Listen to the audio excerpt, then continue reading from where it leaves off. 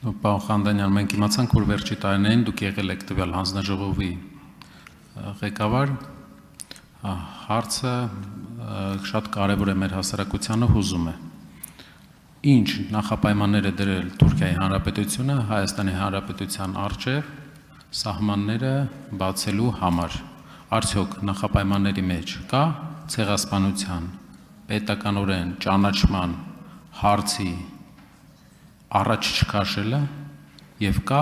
մեր ազգային խորհրդանիշներ մեր զինանշանի կենտրոնում պատկերված Արարատ լեռան խորհրդանիշային բազայից հանելը, այսինքն մեր բոլոր խորհրդանիշերից հանելը։ Շնորհակալություն։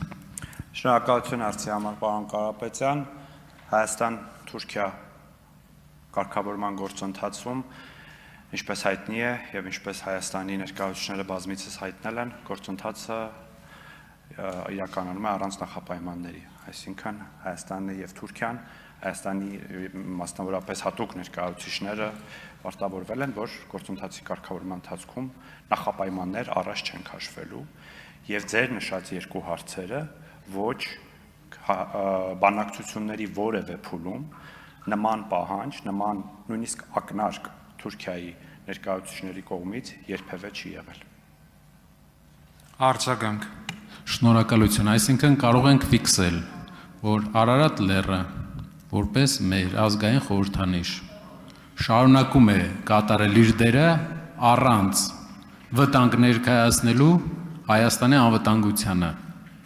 Եվ երկրորդ, ցեղասպանության հարցը եւ պետական ճանաչումը Հայաստանի արտաքին օրակարգերի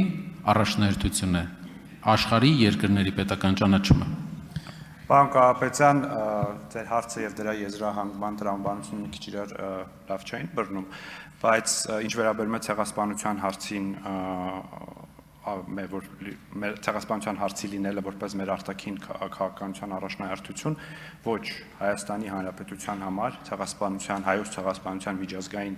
ճանաչումը արտաքին քաղաքականության